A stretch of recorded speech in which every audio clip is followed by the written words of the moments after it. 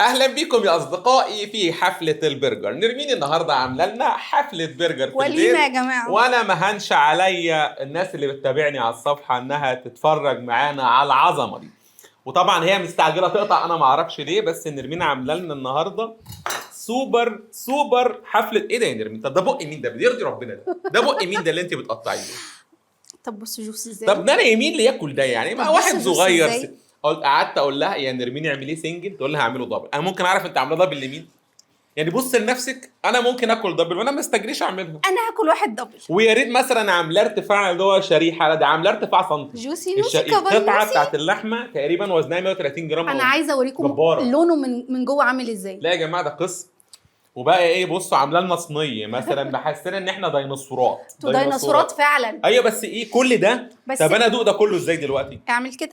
يعني الفيديو ده بصراحه يستاهل 50,000 لايك يا جماعه، مش رقم قليل بصراحه. بص اعمله كده وكل.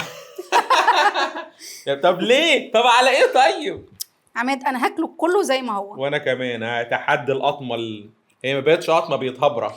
بص اقول لكم على حاجه. تحدي الهبره. البرجر ده فيه تريكات خطيره. انا مش عارف انت يعني انا اقطمها ازاي جاي. ربنا يعوض عليا، ما حدش يبص يا جماعه.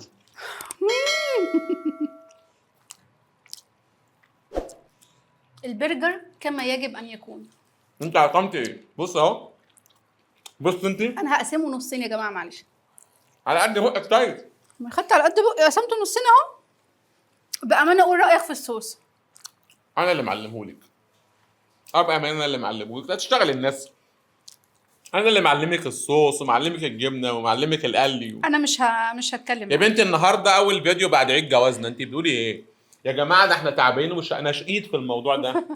انا اللي قاعد، انا الضيف اللي ورا الكاميرا اللي عمال بعمل كل ده. النهارده اول يوم في السنه ال17. ابقى امانه فده دي حفله عيد جوازنا. انزلوا تحت في الكومنتات قولوا لنا قالت لي انا هعمل لك مفاجاه وعملت لي الحفله دي، بس انا مبسوط بيها جدا بصراحه. احنا كنا بره امبارح. كلنا برجر، ما كلناش برجر بره.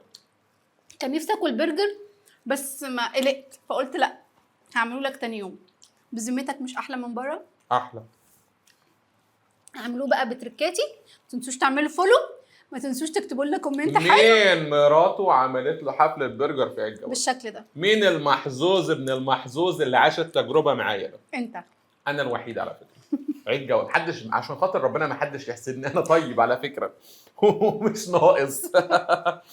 مفيش حسد يا عم، دول بيحبونا مش بيحسدونا. امم قولوا لنا بقى كل سنه وانتم طيبين ويا رب يعود عليكم الايام بخير.